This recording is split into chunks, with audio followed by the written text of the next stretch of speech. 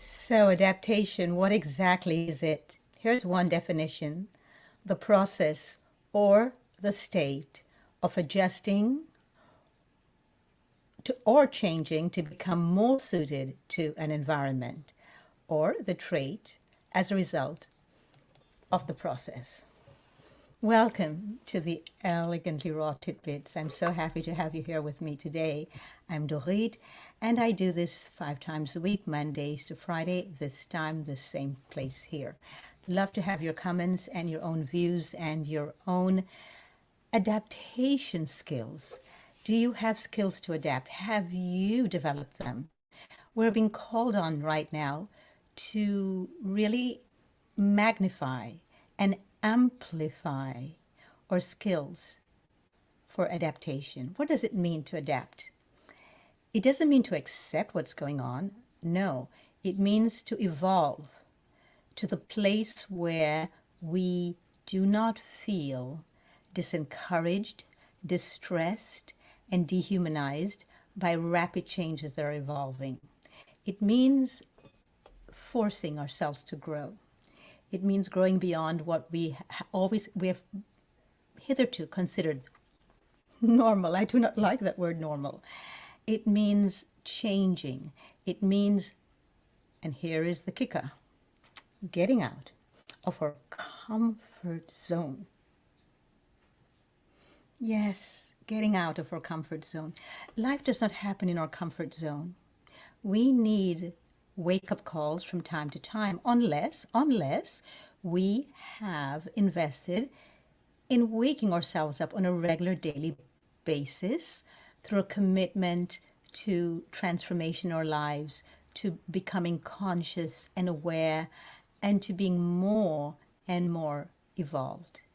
And most of us are taught and seduced into thinking that life means everything remains the same, everything is static, things remain on the same level all the time, and it will always be like that. That's another wake-up call, because it will never, nothing remains the same. When I first started studying the teachings of the Buddha, I started, I think, with Hermann Hesse, Siddhartha. I think that was my first real introduction to the life of the Buddha. But when I started studying, especially with the Tibetans, I was really amazed by the whole concept and living trait of impermanence. And I loved it. That's the teachings that I love, and that's the work that I have been doing ever since, is accepting impermanence. Once we begin to realize that everything is impermanent, then we're fine. We're fine with everything that goes on.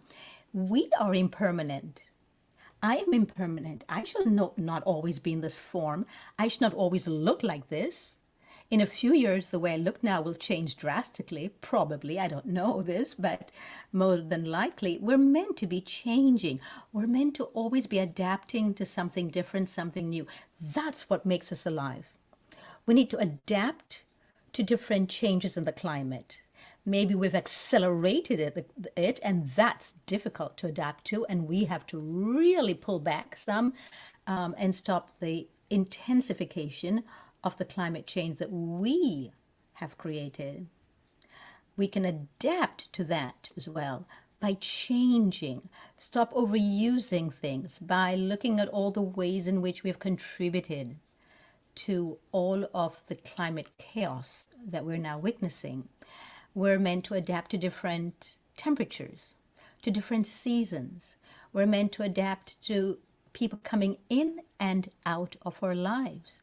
We're meant to adapt to changes within us, yearnings within us that we didn't even know we had. And all of a sudden, they are now rising up within us. And we, instead of pushing them down and really making sure that we never feel that way again, we need to actually amplify that. We need to find ways to nurture that, the changes that must take place within ourselves. We also need to adapt to the fact, the very basic fact, that we are human beings, which means that we have a short span of time here on earth. For me, that's what this means.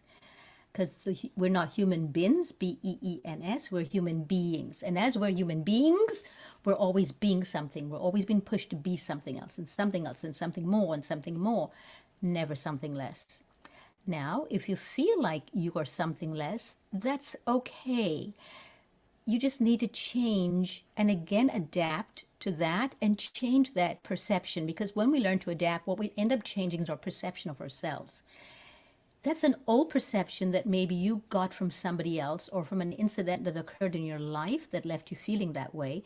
But you can change that by your thoughts, by your belief system, by the language you use around it. The languaging is so important.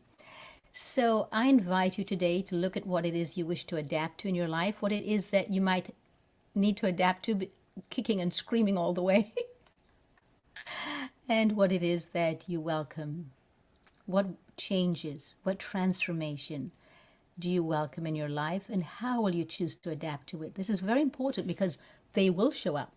So you may as well take time now to hone the skills to adapt and figure out from now, and also put your toolkit together of how you will adapt to it, because changes are coming and changes are here right now, and you will all your life need to adapt to something else and something different. Stop holding on to what is, because there's nothing to hold on to. We cannot control anything.